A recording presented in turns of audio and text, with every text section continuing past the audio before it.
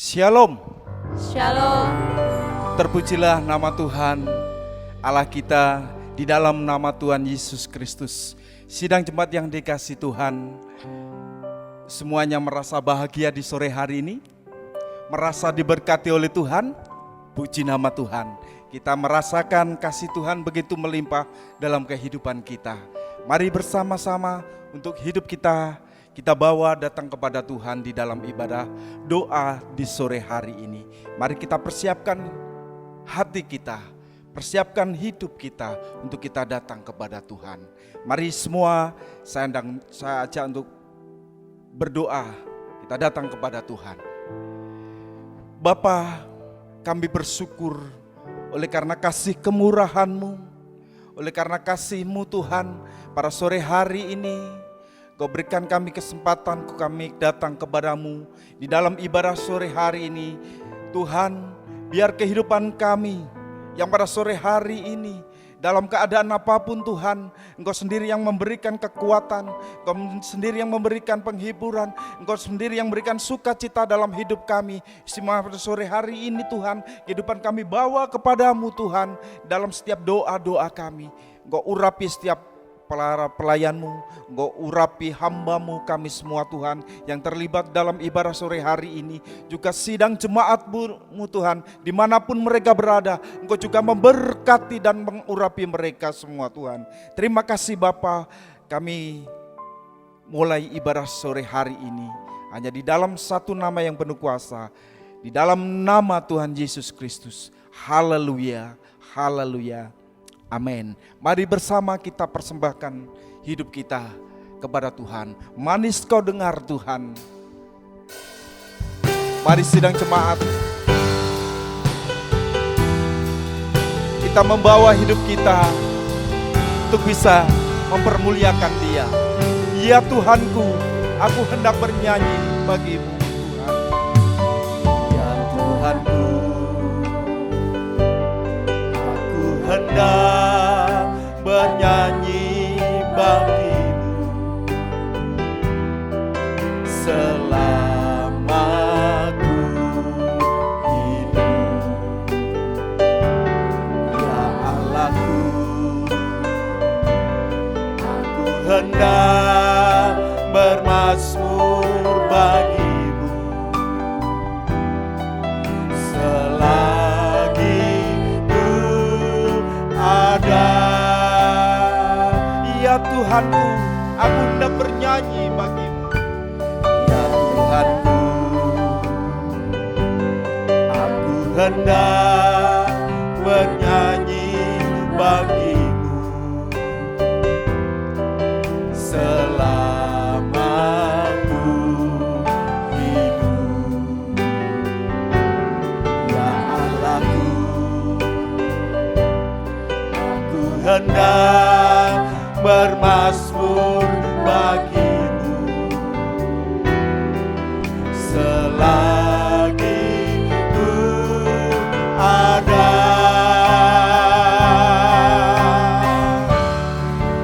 Inilah yang ku renungkan setiap waktu. Nyanyian pujian dan pengagungan kepadamu.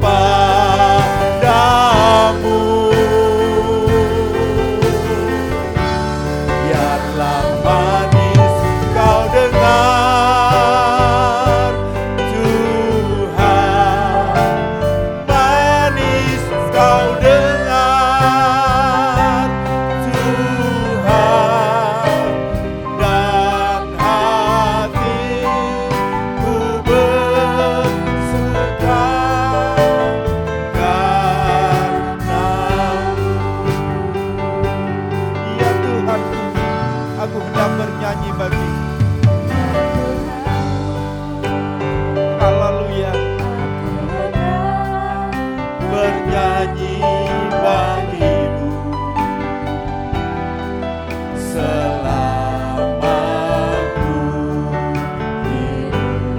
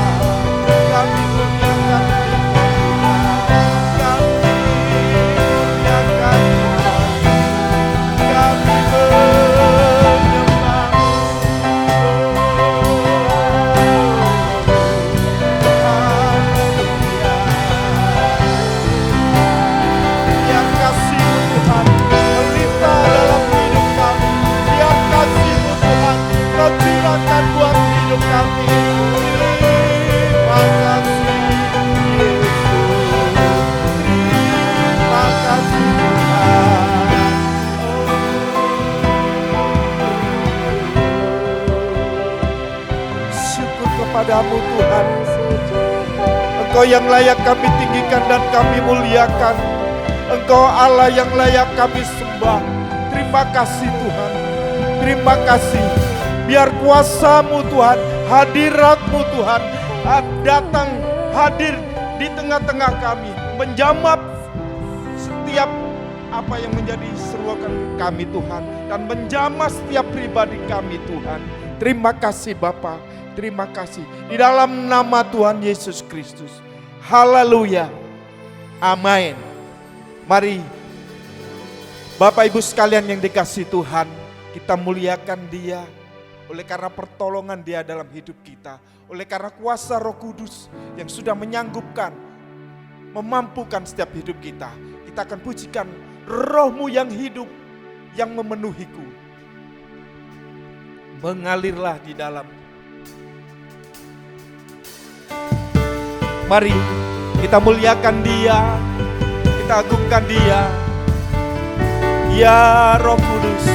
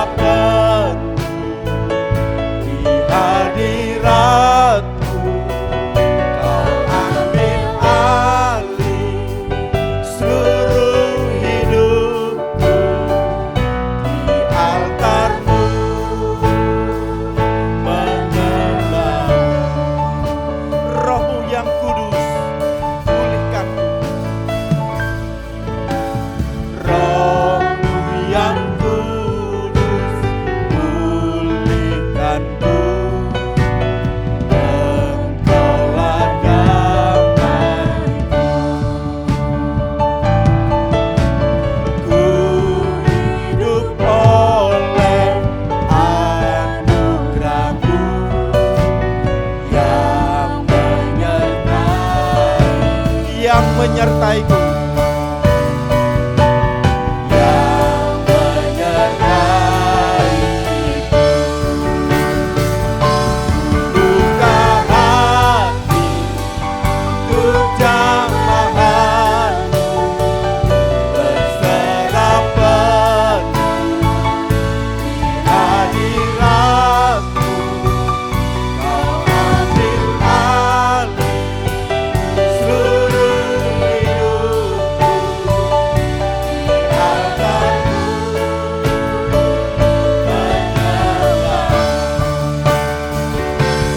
Buka hati untuk jamahan-Mu, berserah penuh di hadirat-Mu.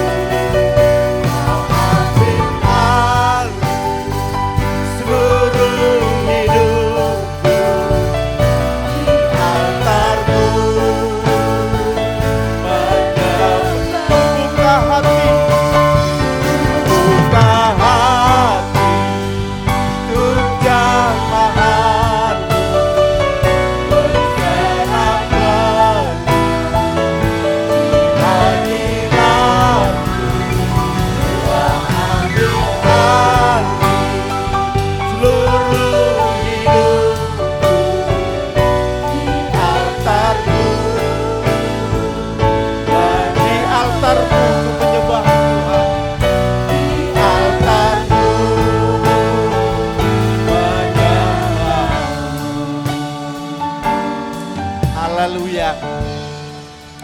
kita membawa hidup kita ke hadirat Tuhan.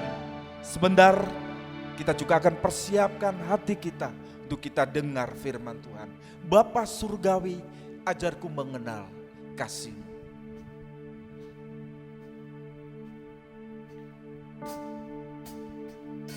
Kita persiapkan hati kita untuk kita datang kepada Tuhan, mendengar suaranya, mengenal kasih-Nya, merasakan jamahannya. Bapa surgawi, ajarku mengenal. Bapa surgawi, ajarku mengenal betapa dalamnya kasih. Bapa surgawi, buatku mengerti betapa kasih pada Bapa surgawi, ajarku mengenal. Bapa surgawi, ajarku mengenal betapa dalamnya kasih. Bapa surgawi, buatku mengerti betapa kasih padaku. Semua yang terjadi di dalam hidupku, ajarku menyadari Kau selalu sertaku. Di hatiku selalu bersyukur padamu, karena rencanamu dalam hidup. Bapa surgawi, ajarku mengenal.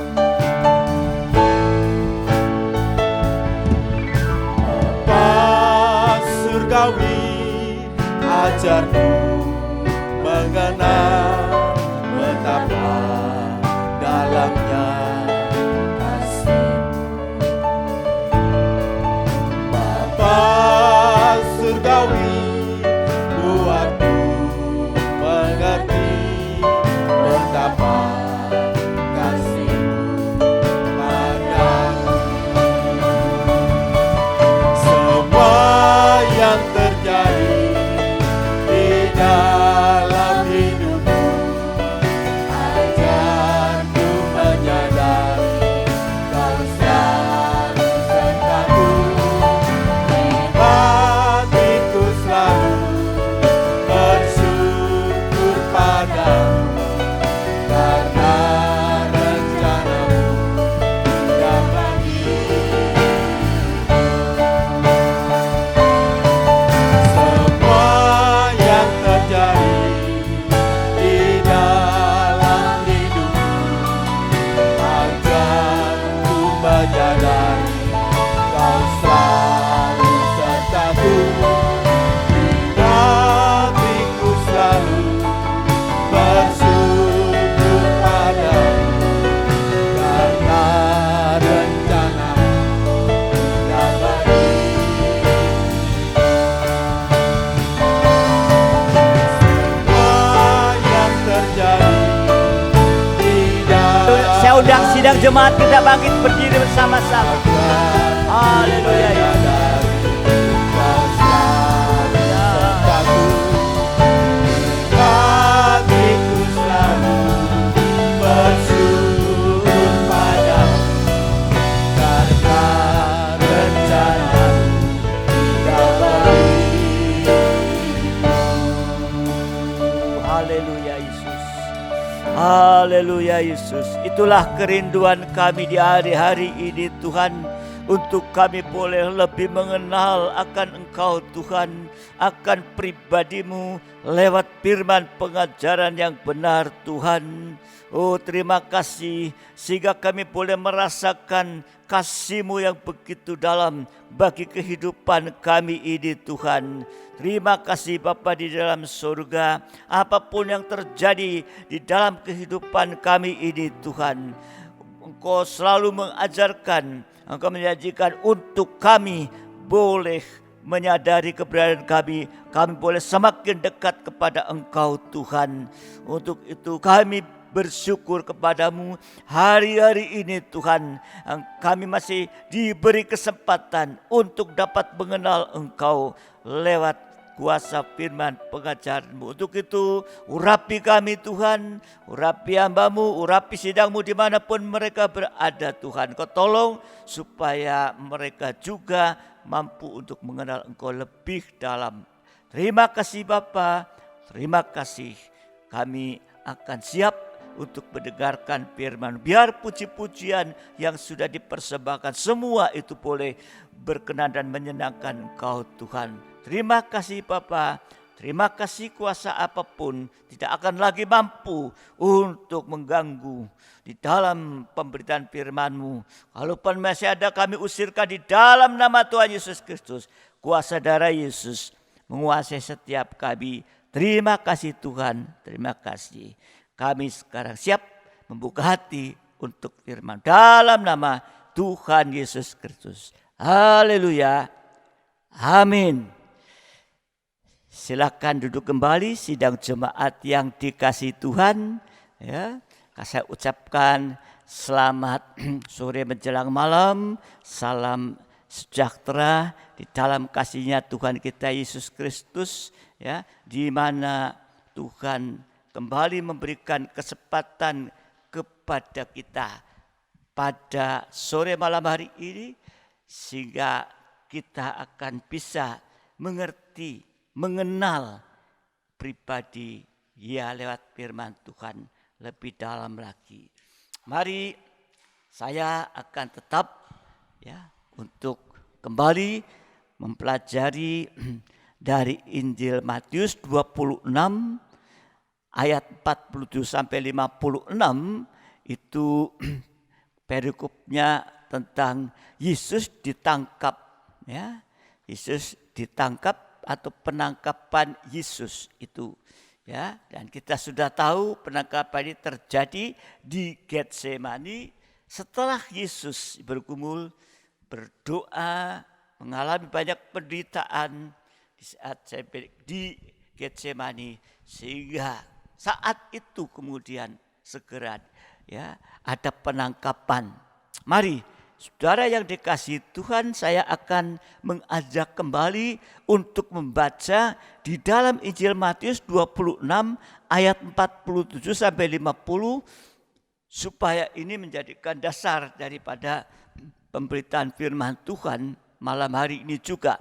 Ayat 40 ayat 48 ya, 48 saja ya, langsung. Orang yang menyerahkan dia telah memberitahukan tanda ini kepada mereka. Orang yang akan kucium itulah dia, tangkaplah dia. Ya. Nah, saudara dikasihi Tuhan, di dalam ayat yang ke-49, dan segera ia maju mendapat Yesus, berkata, itu Yudas, salam Rabi, lalu mencium dia.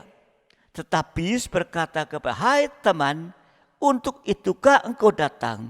Maka majulah mereka memegang Yesus dan menangkapnya. Ini saudara dikasihi Tuhan, tentang tampilnya Yudas mencium Yesus, tetapi untuk menyerahkan menangkap Yesus. Jadi menciumnya itu pura-pura, ya, tidak sungguh-sungguh. Tapi kita sudah diajarkan ya supaya dalam kehidupan kita mencium Yesus dengan sungguh-sungguh. Nah, saudara dikasihi Tuhan, Yudas itu sahabat Yesus, tetapi menyerahkan Yesus. Ya, jadi ciumannya palsu, gitu ya. Jadi ciuman palsu, sahabat palsu. Dan di sini bisa dilihat bahwa Yudas memiliki sifat kemunafikan atau kepura-puraan, sehingga Yudas tampil sebagai antikristus.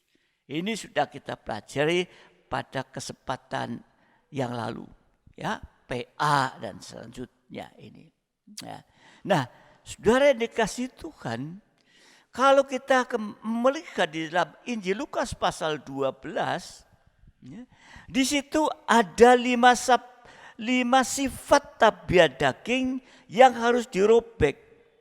Kita pernah menyinggung hal ini. Ya. Jadi 5 sifat tabiat daging yang harus dirobek supaya kita tidak menjadi sama dengan antikris, tetapi menjadi sama dengan Yesus. Ya.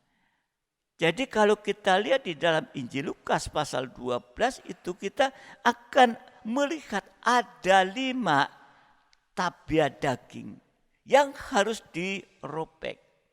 Nah, yang pertama di dalam Lukas 12 ayat 1 sampai 3 itu kemunafikan. Ya.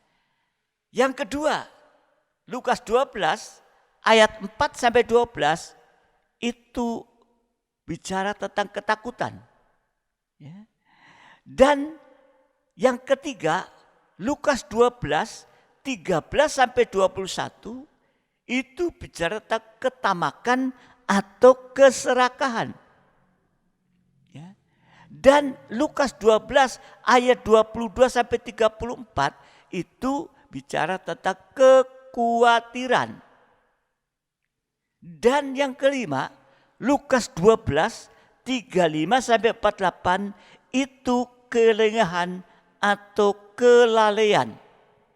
Ini saudara yang dikasihi Tuhan. Ya. Ini harus dirobek. Ya.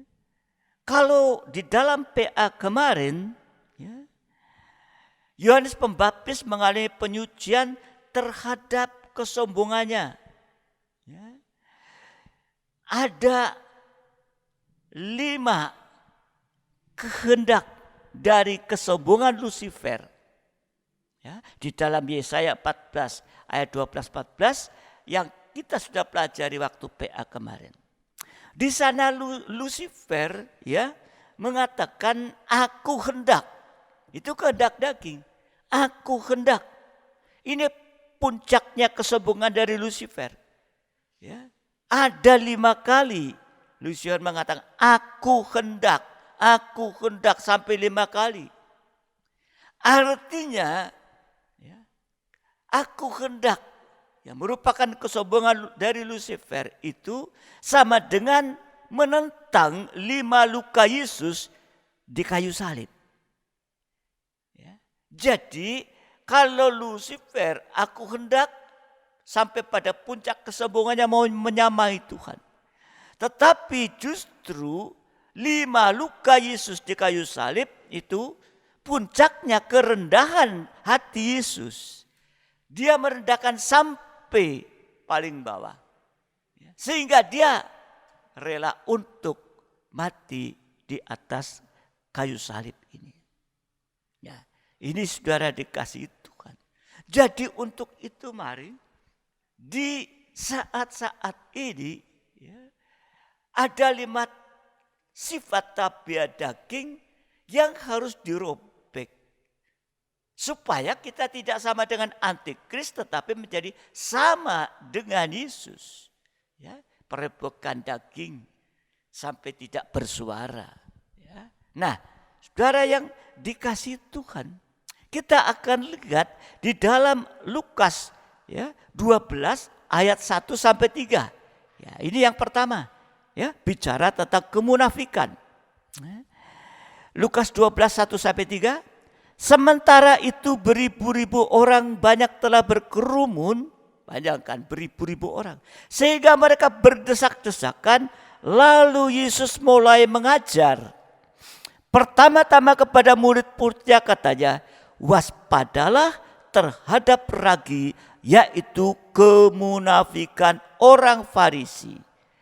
Tidak ada suatu pun yang tertutup yang tidak akan dibuka, dan tidak ada sesuatu pun yang tersembunyi yang tidak akan diketahui.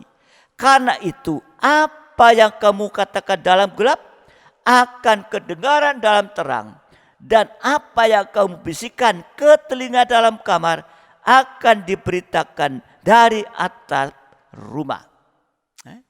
Jadi kemunafikan ini sama dengan kepura-puraan. Ya. Termasuk berarti tidak sungguh-sungguh, pura-pura tidak sungguh-sungguh. Terutama kemunafikan dalam menerima firman pengajaran yang benar. Dan di sini kita sudah melihat contohnya. Yudas ya, menyebut Yesus tadi sebagai rabi atau guru. Tapi ini menunjuk tentang pengajaran. Rabi atau guru berarti menunjuk kepada pengajaran. Padahal Yudas itu yang menyerahkan yaitu Yesus. Tadi dengan ciuman yang berpura-pura. Justru saudara perhatikan di dalam pengajaran mempelai, dalam kabar mempelai, banyak anak-anak Tuhan yang munafik dalam soal pengajaran. Jauhkan daripada kita. Ya. Matius 26 ya, ayat 23 dan 25. Dengan begitu jelas ya, dikatakan, bukan aku ya Rabi. Ini menuju kepada kemunafikan. Ya. Di dalam ayat 23-25, ia menjawab, dia yang bersama-sama dengan aku mencelupkan tangannya ke dalam pinggan ini, dialah yang menyerahkan aku. Yudas yang hendak menyerahkan dia itu menjawab katanya, bukan aku ya Rabi. Kata Yesus, engkau telah mengatakannya. Berulang kali kita membaca ayat ini. Tapi biarlah ya, kita melihat di sini kemunafikan daripada Yudas. Bukan aku ya Rabi. Ini menunjuk sifat munafik. Artinya ya, Yudas selalu mengelak dalam firman pengajaran benar. Tidak terkena firman. Ya. Artinya hati atau perut hatinya tidak pernah tersentuh oleh pedang firman. Firman yang keras yang tajam menusuk sampai bagian yang dalam. Tapi hanya didengar oleh Yudas tetapi tidak sampai menusuk hati Yudas ini. Nah, saudara dikasih Tuhan. Sehingga Yudas tetap menyembunyikan yaitu dosa yang ada dalam hati ini. Karena hanya mendengar firman, tapi firman itu yang bagaikan pedang yang tajam bermata. Tidak sampai menusuk dalam hati sehingga tidak mengalami penyucian. Yudas hanya mengagung-agungkan pengajarannya saja. Ya. Hanya mengagung-agungkan pengajaran saja. Ya. Artinya melihat figur. Ya. Melihat figur ya, pengajaran itu. Ya. Nah saudara yang dikasihi Tuhan. Ya. Jadi Yudas ya, tapi mengagung-agungkan firman pengajaran. Ya. Hanya pengajaran saja. Melihat figur pengajaran. Kalau dalam firman pengajaran kita masih menyembunyikan dosa, berarti munafik. Akibatnya seperti Yudas. Yudas mencium Yesus tapi untuk menangkap Yesus. Menjadi sahabat tetapi untuk menyerahkan Yesus sahabatnya. Jadi Yudas memiliki sifat tabiat munafik. Ini sama dengan antikris. Saudara yang dikasihi Tuhan, doa penyembahan kita, doa penyembahan malam ini itu adalah proses perobekan daging, bukan hanya sekedar merobek apa? Perobekan daging yang munafik. Sehingga kita bisa sungguh-sungguh untuk menerima firman pengajaran yang benar, bukan hanya mengagungkan.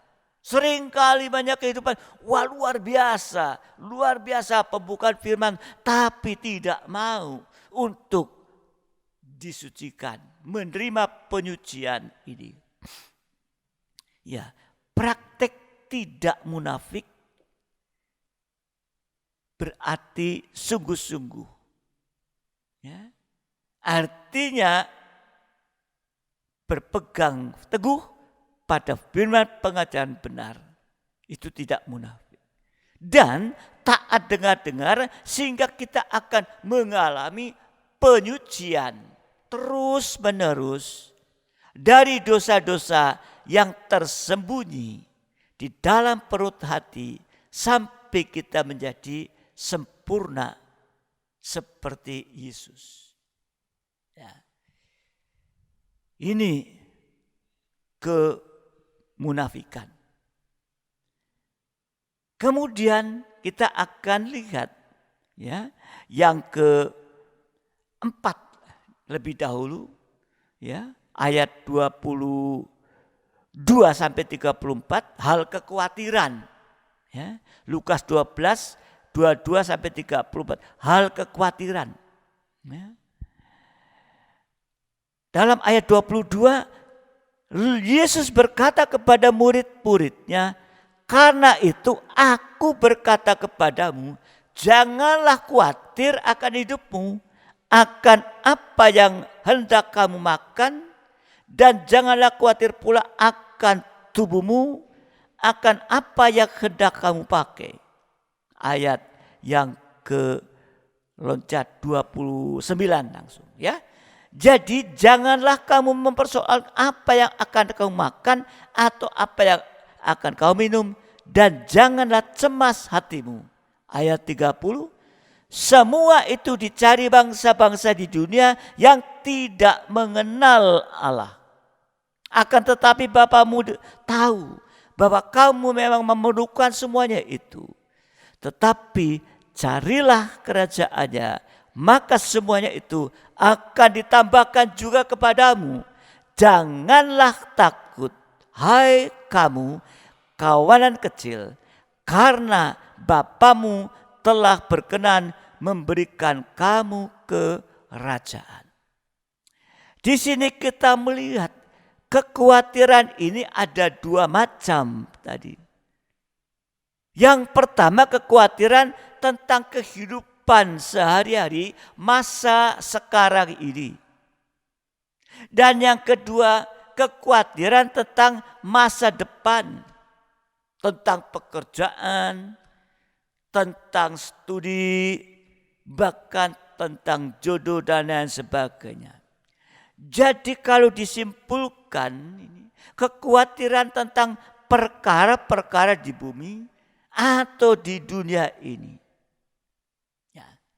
Akibat ya, kalau khawatir akan perkara jasmani, akibatnya yang pertama pandangannya hanya tertuju kepada perkara dunia ini saja, sehingga tidak bisa mengutamakan perkara rohani lebih dari perkara jasmani.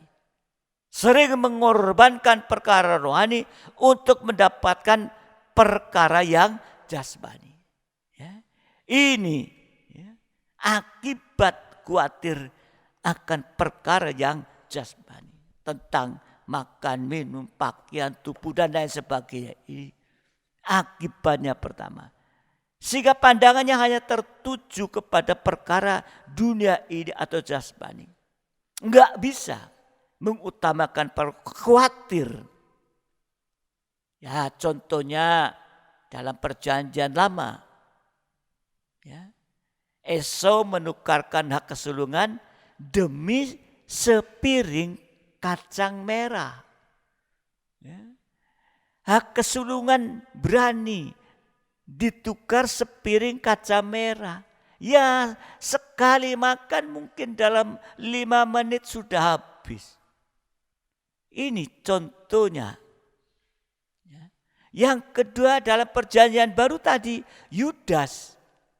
Kehidupan semacam ini seperti Yudas, hanya mau perkara sudah hidupnya membabi buta.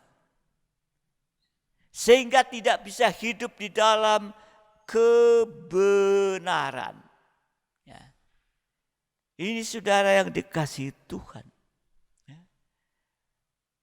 Kalau tadi pandangannya tertuju kepada perkara dunia atau jasmani, maka kehidupan ini tidak bisa hidup dalam kebenaran. Ayat yang ke-32 tadi, Lukas 12 ayat yang ke-32 ya. Tadi ada khawatir perkara sehingga pandangannya tertuju kepada perkara dunia ya. Yang kedua ayat 32 tadi, janganlah takut hai kamu kawanan kecil, karena Bapamu telah berkenan memberikan kamu kerajaan. Kawanan kecil ini menunjuk kepada kawanan domba. Menunjuk kepada penggembalaan. Artinya tidak bisa tergembala kepada satu firman pengajaran benar. Yang adalah pribadi Yesus. Yang adalah pokok anggur yang benar. Jadi kehidupan Kristen atau anak Tuhan atau hamba Tuhan yang khawatir bagaikan perempuan yang bungkuk 18 tahun di bait Allah. Ini sudah pernah saya terangkan. Berada di bait Allah berarti ada ibadah dan pelayanan, tapi ada cacat celanya. Jadi kalau dalam Amsal 12 tuliskan, kekhawatiran di dalam hati membungkukkan orang, tetapi perkataan yang baik menggembirakan dia. Di sini perempuan yang bungkuk 18 tahun ini sama dengan dicap, saya pernah terangkan 666. Artinya angka 6 itu angka daging. Ya. Tubuh jiwa roh daging tidak berubah hidupnya. Tetap manusia daging. Seperti Yudas. Tubuh jiwa dan roh daging betul-betul seperti binatang buas atau antikris. Inilah di sini kita harus hati-hati. Ya. Doa penyembahan kita, ya, biarlah malam hari juga adalah proses perubahan daging yang khawatir, sehingga kita bisa percaya dan percayakan diri sepenuh kepada Tuhan. Ya. Jadi mari, apapun yang sedang dialami saat ini, kita datang menyembah kepada Tuhan, mengalami proses perubahan daging yang khawatir. Mungkin masih ada yang khawatir. Tapi mari dalam doa penyembahan, ya, kita mau bergumul supaya kita lepas dari kekhawatiran itu. Tuhan sudah menyatakan dengan jelas, ya, jangan kamu khawatir ini. Kalau kita mengenai proses perubahan daging dari kekhawatiran, kita akan percaya dan mempercayakan diri sepenuh kepada Tuhan. Enggak ragu-ragu lagi. Kalau kita bisa mengutamakan atau mendahulukan Tuhan, artinya mendahulukan firman pengajaran benar yang kita lakukan, tentunya mendahulukan pelayanan kita, ya, maka kita akan mengalami proses perubahan daging. Jadi mari praktek orang yang percaya dan mempercayakan diri sepenuh kepada Tuhan. Ini sama dengan tidak ada kekhawatiran lagi. Kita sekarang sedang menghadapi masa-masa sulit seluruh dunia oleh karena pandemi ini. Ya, tentunya ada ketakutan, ada kekhawatiran. Nah, saudara yang dikasihi Tuhan, ya, untuk itu mari kita melihat, ya, bagaimana praktek orang yang percaya dan mempercayakan diri sepenuh kepada Tuhan. Artinya tidak ada kekhawatiran lagi. Yang pertama, 1 Petrus 5 ayat yang ke-7. Ya, 1 Petrus 5 ayat yang ke-7. Ya. Kalau di dalam 1 Petrus pasal 5 ini dalam pengajaran tentang bicara tentang penggembalaan. Ya, pasal penggembalaan. Ayat 7. Serahkanlah segala kekhawatiranmu kepadanya, sebab Ia yang memelihara kamu. Jadi Tuhan katakan jangan kamu khawatir perkara-perkara yang jasmani. Serahkanlah segala kekhawatiran kepadanya. Dia yang akan memelihara kamu. Amin. Kalau kita mau percaya mempercayakan diri kepada Tuhan, menyerahkan kekhawatiran, tidak ada kekhawatiran lagi, maka Ia akan memelihara kamu.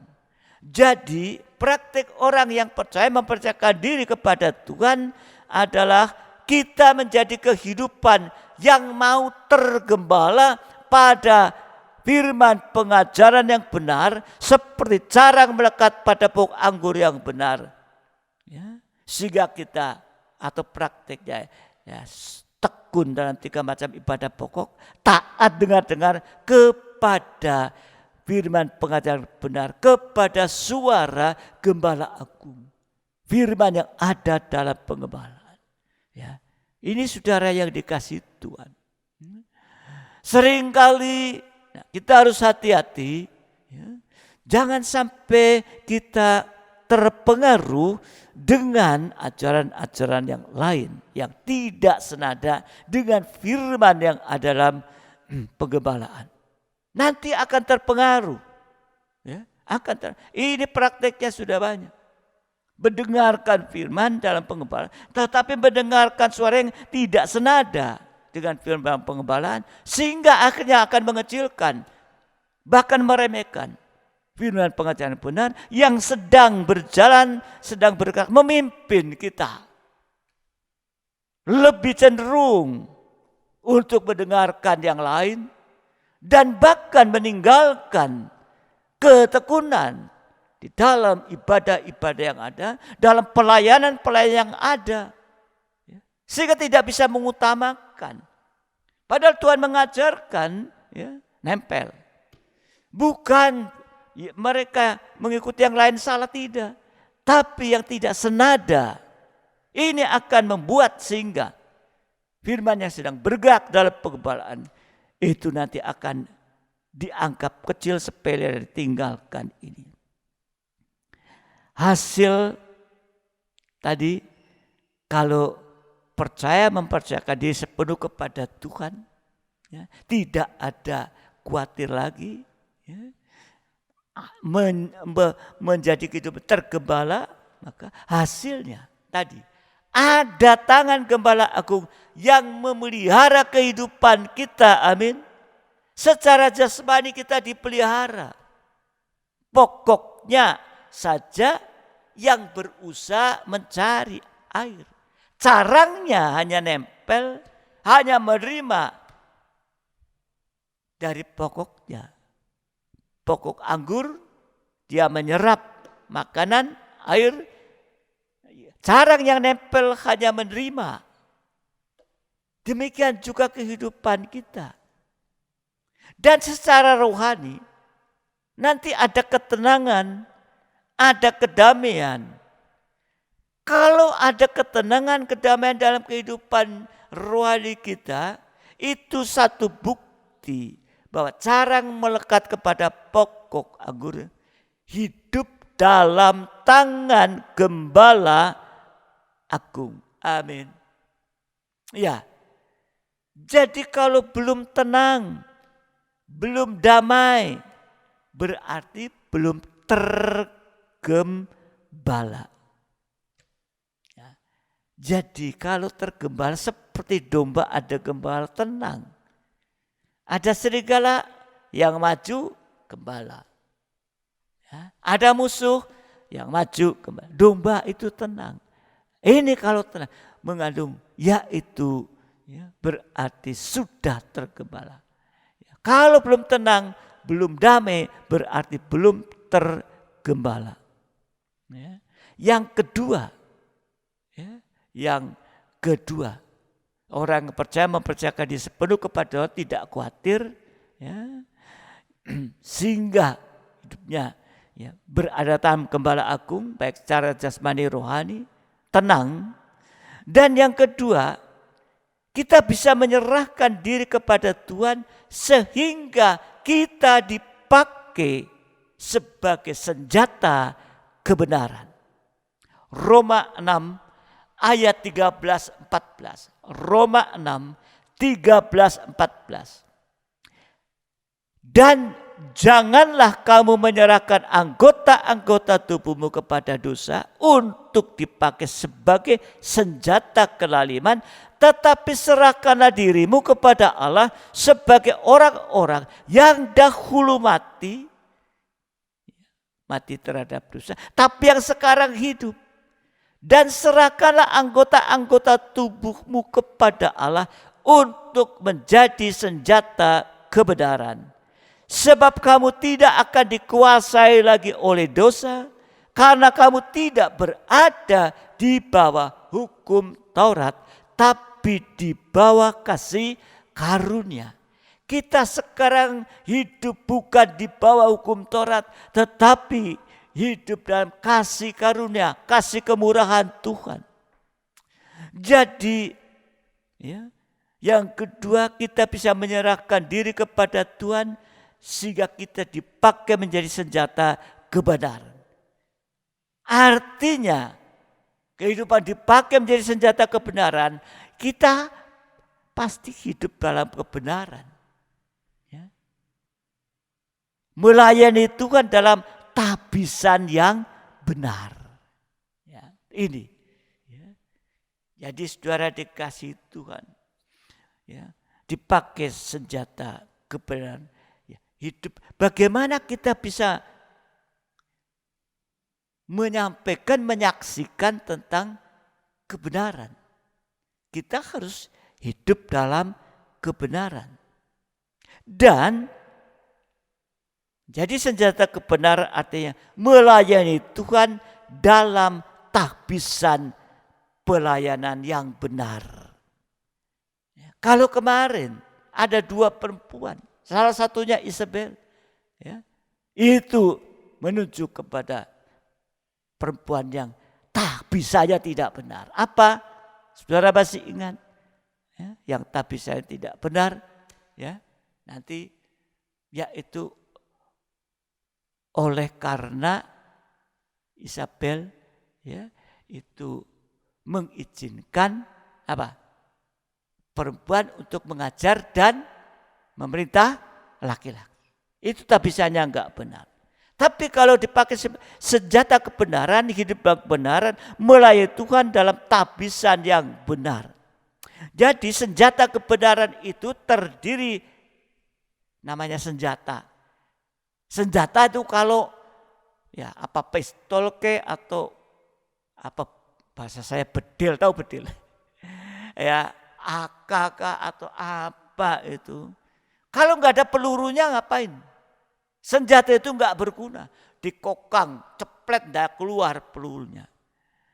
Tapi senjata kebenaran, kalau kita dipakai senjata kebenaran itu terdiri dari peluru. Ada pelor atau peluru.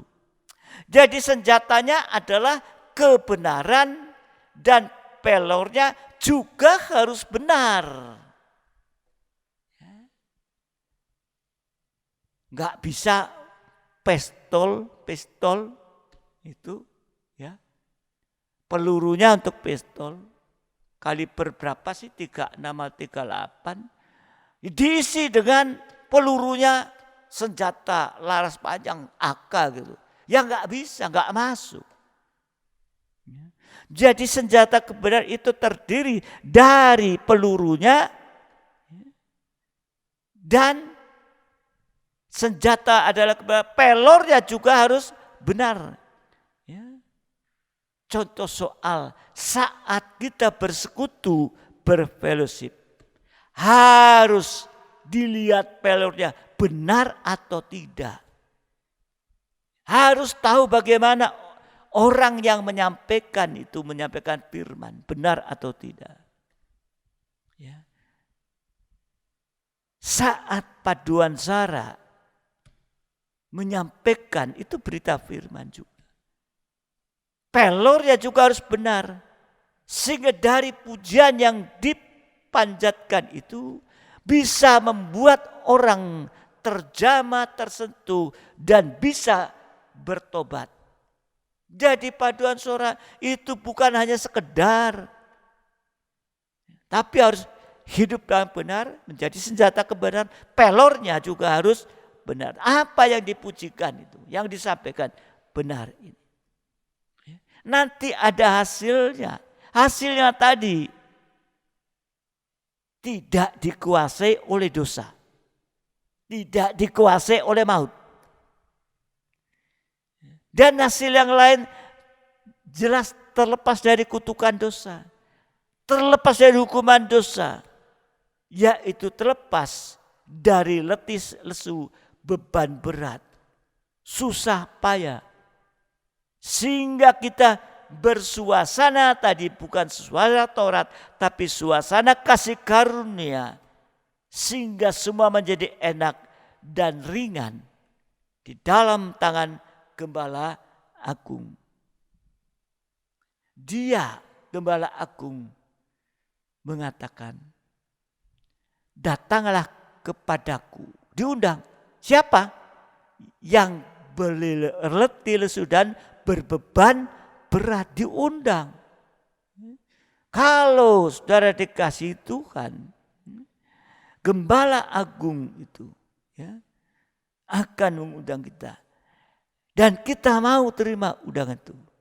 Ya, maka semua menjadi enak dan ringan di dalam tangan Gembala Agung ini. Ya. Dan yang ketiga, orang percaya mempercayakan diri sepenuh kepada Tuhan. Ya, itu hidup tergembala pada firman pengajaran yang benar. Ya, dan dipakai oleh Tuhan dalam senjata kebenaran, hidup dalam kebenaran, melayani Tuhan dalam tabisan pelayanan yang benar, sehingga tidak dikuasai maut, terlepas dari kutukan dosa. Dan yang ketiga, Mazmur 31 ayat 6. Mazmur 31 ayat yang ke-6. Ke dalam tangan-Mu lah kuserahkan nyawaku. Engkau membebaskan aku ya Tuhan, Allah yang setia. Ya. Jadi yang ketiga adalah menyerahkan nyawa. Sampai menyerahkan seluruh hidup ke dalam tangan Tuhan. Sama dengan menyembah Tuhan. Sehingga kita bisa menyembah Tuhan seperti bayi yang menangis di hadapan Tuhan. Ini ya, contohnya bayi Musa. Enggak punya daya apa-apa. Dia hanya menangis. Buat kita secara rohani, artinya kita menyembah Tuhan. Seperti seorang bayi yang tidak berdaya. Kalau kita melihat dalam Keluaran pasal 2 ayat 6 tentang Musa ini, ya, ayat 6, ketika dibukanya, dilihatnya bayi itu. Tampaklah anak itu menangis, sehingga belas kasihanlah ia kepadanya dan berkata, tentulah ini bayi orang Ibrani. Ini contoh bayi Musa yang bisa sampai di tangan putri Firaun. Yang seharusnya bayi laki-laki Ibrani ini harus mati. Tapi oleh orang tuanya semua itu ditaruh di tepi. tepi sungai, ya, dengan keranjang yang dipakal. Ya. Dan saat itu bayi Musa menangis. Sehingga timbul belas kasihan dari putri Firaun. Sehingga diangkat di bawah. Yang harusnya mati. Bayi Musa itu gambaran dari kehidupan yang tidak berdaya. Kehidupan yang sudah sesuai. Tidak ada harapan. Kehidupan yang kalau tidak ada harapan berarti tidak ada masa depan. Ini kehidupan. Tetapi menangis, menyembah, mohon belas kasihan Tuhan. Untung bayi Musa menangis. Ya. Buat kita malam hari ini menyembah Tuhan dengan sungguh-sungguh. Percaya dan mempercayakan diri sepenuh dalam tangan kemurahan Tuhan. Sampai kita bisa menyerahkan kehidupan kita. Tadi ayat berkata menyerahkan nyawa. Ya. Sebab kita di tengah dunia ini apalagi masa sekarang ini gak bisa berbuat banyak. Kita hanya bisa menyembah kepada Tuhan. Memohon belas kasihan kepada Tuhan. Ya. Dengan menyembah. Dengan benar. Ada tangisan ini. Sampai kita menyerahkan nyawa.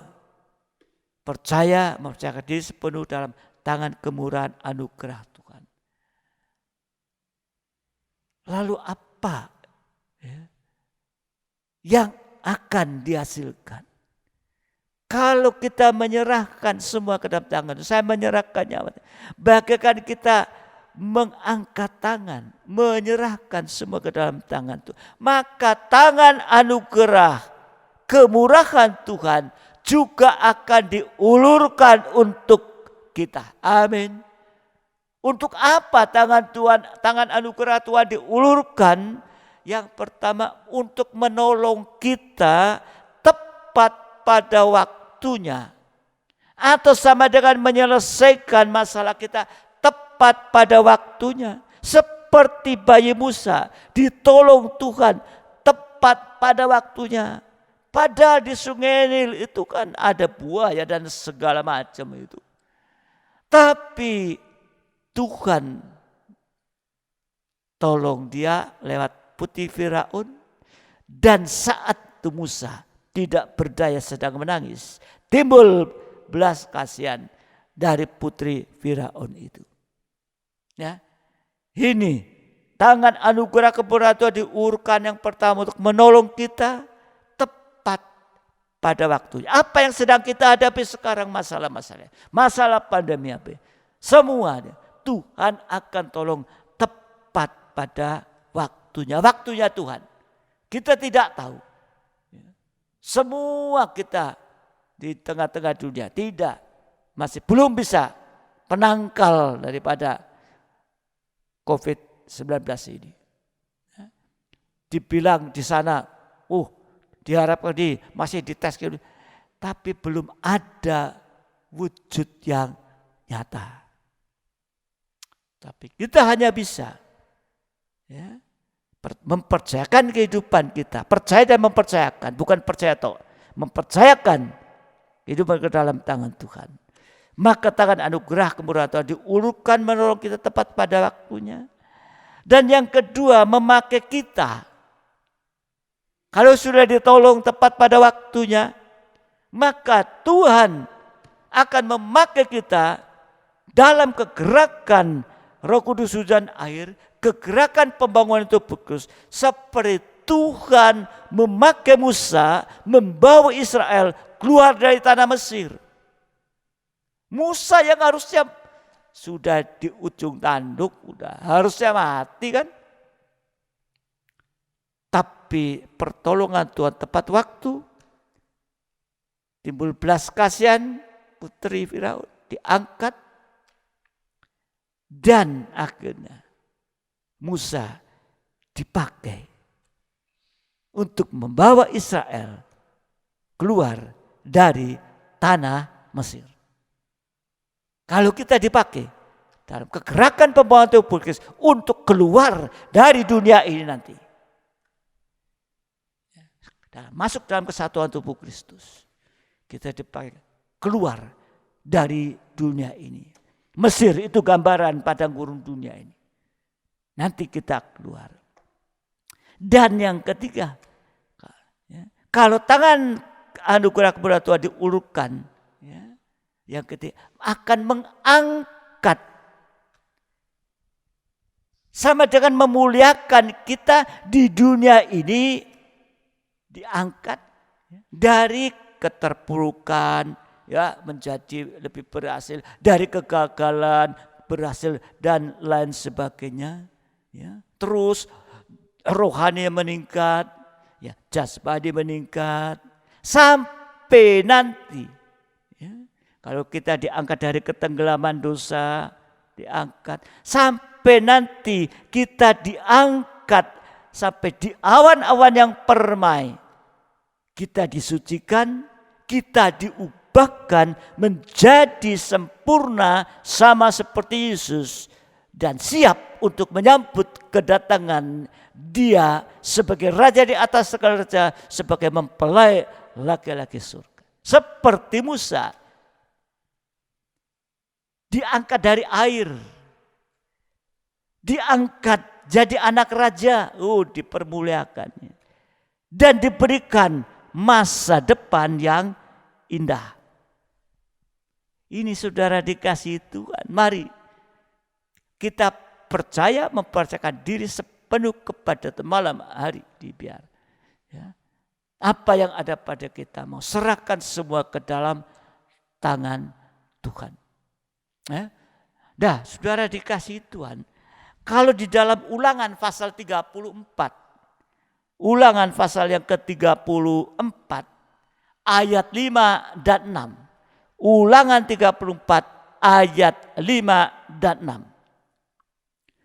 Lalu matilah Musa, hamba Tuhan itu, di sana di tanah Moab sesuai dengan firman Tuhan, dan dikuburnyalah dia di suatu lembah di tanah Moab di tentangan Bet Peor, dan tidak ada orang yang tahu kuburnya sampai hari ini. Dijelaskan tadi Musa mati dikubur, tapi tidak tahu kuburannya di mana sampai sekarang ini. Artinya Musa mati, Musa dikubur dan dibangkitkan sampai diangkat oleh Tuhan. Jadi cari kuburannya Musa. Sampai sekarang ini firman Tuhan kata enggak ada. Enggak ketahui di mana. Nah, kalau kita melihat Yudas 1 ayat 9, Yudas 1 ayat yang ke-9, tetapi penghulu malaikat Mikael ketika dalam suatu perselisihan bertengkar dengan iblis mengenai mayat Musa, tidak berani menghakimi iblis itu dengan kata-kata hujatan, tapi berkata, kiranya Tuhan menghardik engkau. Jadi setan ini mengejar orang Kristen bukan hanya hidup saja, bahkan sampai mati pun, mayat pun diperebutkan. Itu buktinya masih berdialog mengenai mayat Musa dengan Mikael. Jadi untuk itu saudara dikasihi Tuhan, setan mengejar orang-orang percaya bukan hanya waktu hidup saja, bahkan sampai mati pun diperebutkan. Untuk itu kita harus mantap tergembala, mantap dalam tangan gembala agung, taat dengar-dengar kepada gembala agung, dan waktu kita meninggal ada Tuhan yang bertanggung jawab. Ini saudara dikasihi Tuhan. Secara praktik saja kalau kehidupan seorang yang percaya, ya, itu tidak tergembala. Jalan-jalan, minggu pertama di sini, minggu kedua di sana, minggu ketiga di sana, minggu keempat di sana. Tidak tergembala. Dan ini pernah terjadi. Pernah terjadi, saudara dikasihi Tuhan. Ya. Apa? Waktu meninggal. Waktu meninggal. Itu telepon. Ini saudaranya telepon. Ini ya, dulu jemaatnya di kita. Ya. Tapi sudah begitu lama tidak setia tekun dalam ibadah. Dia jalan-jalan kemana-mana.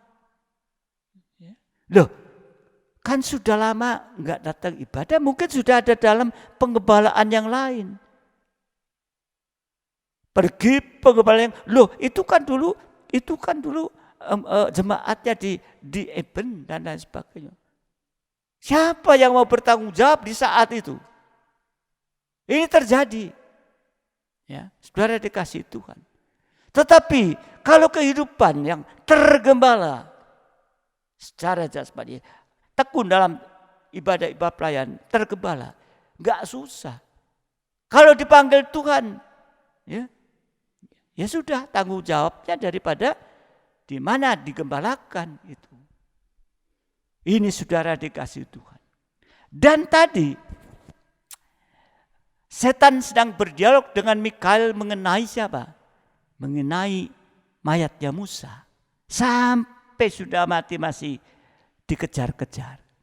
Untuk itu saudara dikasihi, kalau kehidupan itu tergembala dengan benar, tidak jalan-jalan, ya, maka di saat menghadapi suasana sakit, parah, dan mungkin sudah tidak bisa berbuat apa-apa, ya, maka gembala akan datang, ya, untuk apa? Untuk menyerahkan. Supaya apa? Di saat itu, kalau contoh soal kehidupan yang sudah parah, sudah hopeless itu ya, itu nanti seorang gembala akan mendoakan. Tetapi bukan sembarang. Kalau Roh Kudus, ini pengalaman Roh Kudus menekankan, doakan, serahkan kepada Tuhan. Sebab di saat-saat seperti itu, kehidupan ini sedang diperebutkan. Setan juga ingin merebut supaya orang ini bisa bersama setan itu masuk dalam neraka.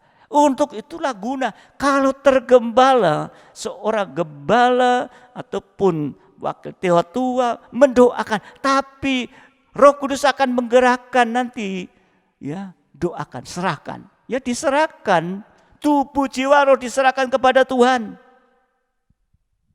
Dan saya pernah mengalami satu saat, ini satu kesaksiannya ada, ya beberapa kali, tapi satu saat saya dipanggil, kehidupan ini ada di rumah sakit, ya, anak ya keluarganya memanggil, saya sedang berada di wali kota, ya, tunggu nantilah jam 2 atau jam 3 selesai saya ke sana. Ya. Nah, saudara, sudah selesai saya pergi ke sana. Di rumah sakit ya, waktu itu kalau nggak salah di Gatul. Di saat itu ada keluarganya, ada anaknya. Dan saya masuk dan digerakkan, serahkan. Saya berkata, anak-anak keluarga sudah rela, ya, seorang tua, oma ini kalau dipanggil Tuhan atau mama ini dipanggil Tuhan, siap, rela. Itu saya berdoa oleh karena tekanan Roh Kudus, doakan, serahkan. Sebab saat itu sudah diperebutkan, maka doakan, serahkan tubuh, jiwa, dan roh miliknya Tuhan. Setan tidak bisa mengganggu gugat lagi. Selesai berdoa, amin. Saya bincang-bincang, belum 5 menit, dia mengembuskan nafas terakhir. Ini saudara dikasih Tuhan. Di saat tidak bukan oleh karena saya, bukan. Tetapi keluarga juga berperan. Ya, semua Tuhan berperan dengan tenang dipanggil Tuhan. Ini salah satu saja contoh kesaksian itu. Jadi di sini kita perlu memperhatikan itu. Ya. Karena apa? Ya, setan tadi berselisih dengan Mikael tentang mayatnya Musa. Nah, ini kita. Untuk itu mari kita mau mempercayakan kehidupan ke dalam tangan Tuhan. Untuk kita harus mantap tergembala. Mantap dalam tangan Gembala Agung. Taat dengar kepada Gembala Agung. Dan waktu seseorang meninggal dunia, ada yang bertanggung jawab. Siapa? Tuhan yang bertanggung jawab. Amin. Ini saudara dikasih Tuhan. Malam hari ini kita mau datang. Ya, untuk datang menyembah. Percaya, mempercayakan semua apa yang sedang ada. Termasuk tadi. Ya. Kemunafikan serahkan. Kekhawatiran, ketakutan serahkan. Di dalam Yohanes pasal 10, pelayan siap. Yohanes pasal 10 ayat 27 dan 28. Yohanes 10, 27, 28. Domba-dombaku mendengarkan suaraku dan aku mengenal mereka dan mereka mengikut aku. Dan aku memberikan hidup yang kekal kepada mereka dan mereka pasti tidak akan binasa untuk selama-lamanya. Amin. Dan seorang pun tidak akan merebut mereka dari tanganku. Dari tanganku adalah tangan Gembala Agung. Jadi kalau kita mantap dalam pengembalaan, taat dengar-dengaran, maka Tuhan juga akan memberikan jaminan kepastian untuk hidup dalam tangan Tuhan. Mulai dari dunia ini, ya, kita dibela oleh Gembala Agung, dibela oleh Dia sampai dengan saat meninggal dunia, kita tetap dipegang oleh Tuhan. Amin. Inilah yang harus perhatikan bagi kita malam hari ini. Ya, lepaskan semua tadi. Baik itu kemunafikan, baik itu kekhawatiran, baik itu ketakutan. Lepaskan Tuhan. Ya, pergumulan kita malam hari. Kita datang kepada Tuhan. Serahkan semua ke dalam tangan. Apa yang saudara sekarang sedang alami, serahkan kepada tangan. Mempercayakan kepada Tuhan sama dengan kepada firman pengertian. Tuhan memberkati kita. Mari saya undang kita bangkit berdiri bersama-sama. Mau datang memuji Tuhan. Kita akan menyembah kepada Dia.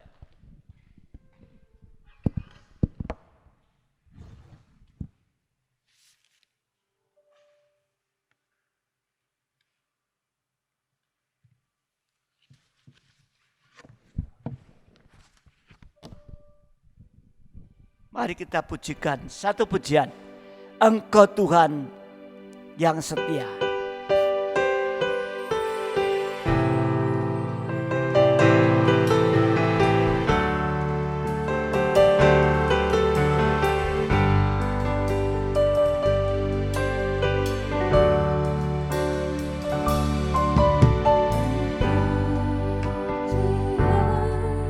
Yang setia.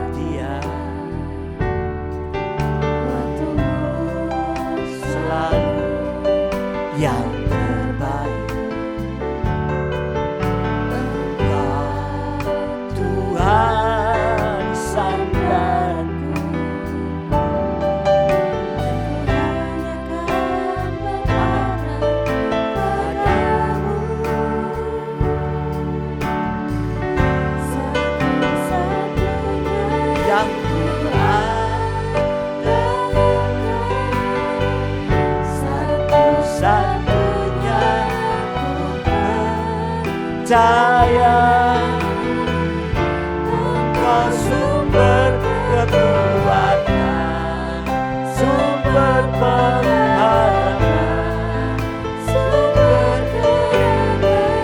Ya haleluya Yesus, satu-satunya yang andalkan, yang andalkan, satu-satunya yang percaya. Engkau Tuhan memberkati, Tuhan penyembuhku, Tuhan pemulihku.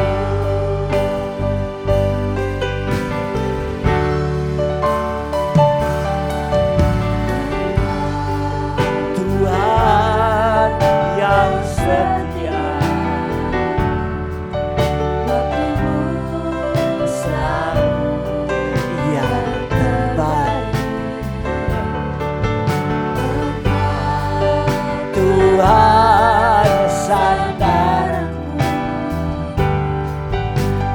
hanya berharap padamu. Satu-satunya yang andalkan, satu-satunya yang percaya.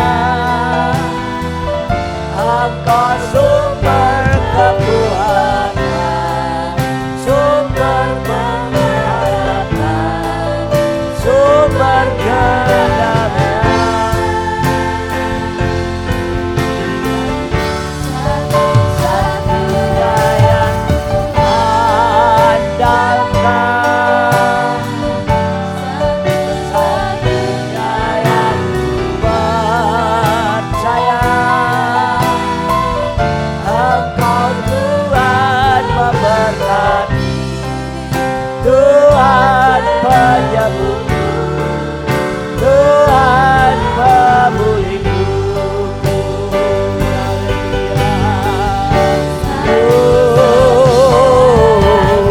Engkau satu-satunya andalan kami. Oh, haleluya, haleluya. Engkau sumber kekuatan kami Tuhan, Engkau sumber pengharapan kami, Engkau sumber kedamaian kami Tuhan. Oh, haleluya. Oh, Engkau andalan kami. Haleluya, haleluya. Terima kasih Tuhan, Engkau yang mampu memberkati, memelihara kami, Engkau penyembuh kami Tuhan. Oh, haleluya, iya. Kuasa-Mu nyatakan kami Tuhan, Engkau segalanya bagi kami Tuhan.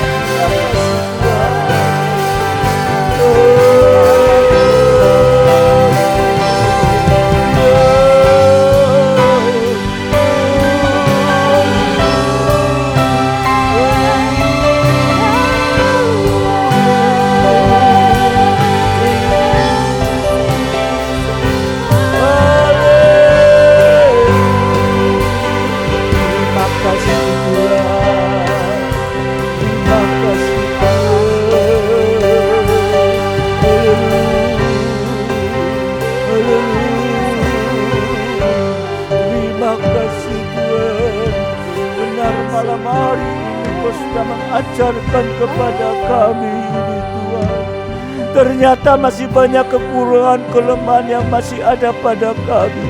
Tetapi kami tahu Engkau Allah yang peduli, Engkau Allah yang besar, Engkau Allah yang mampu menolong setiap kehidupan yang percaya dan mempercayakan kehidupan ke dalam tangan-Mu. Engkau mau mengulurkan tangan anugerah-Mu bagi kami, tangan kasih karunia bagi kami di hari-hari ini, untuk kami boleh masuk dalam perobekan daging ini Tuhan.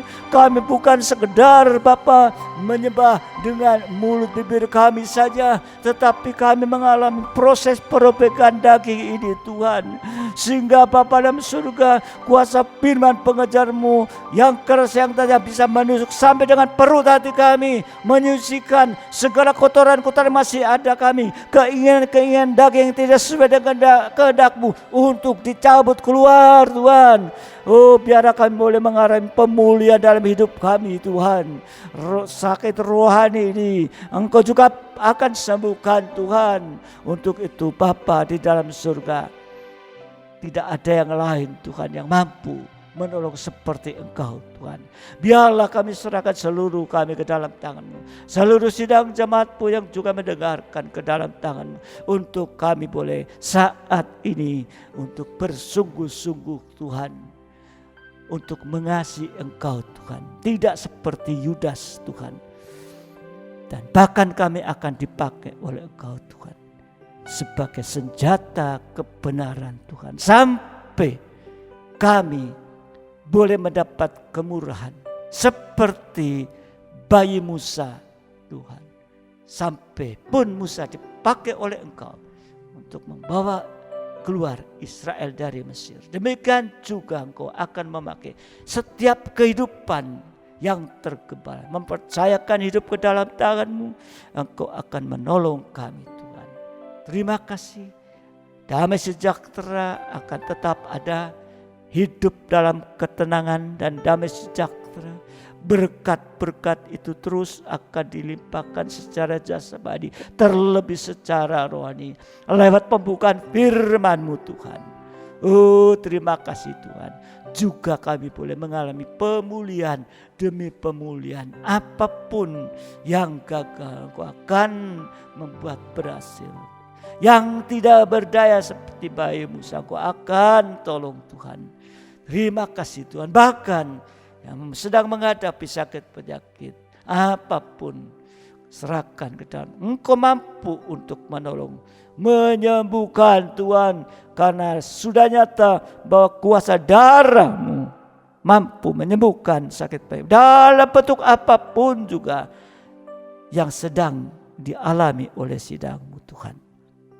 Proses-proses ini terus akan Engkau tolong dalam kehidupan seluruh sidang jemaat-Mu Tuhan. Terima kasih Bapa, terima kasih. Kami berdoa sekali lagi bagi sidang jemaat-Mu yang mengalami sakit, Engkau sembuhkan. Ada masalah problema dalam kehidupan nikah, buah nikah, Engkau akan memulihkan. Yang dalam pekerjaan dan juga usaha, Engkau juga akan pulihkan Tuhan. Engkau angkat kembali Tuhan. Demikian yang sudah kering rohani, mati rohani, Engkau juga akan angkat kembali Tuhan. Terima kasih Bapa, terima kasih.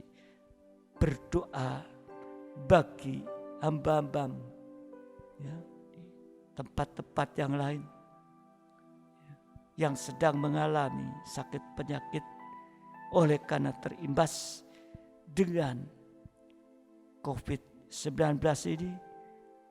Kami tahu Engkau mampu untuk memulihkan kesehatan mereka, menyembuhkan seperti janji firman-Mu Tuhan.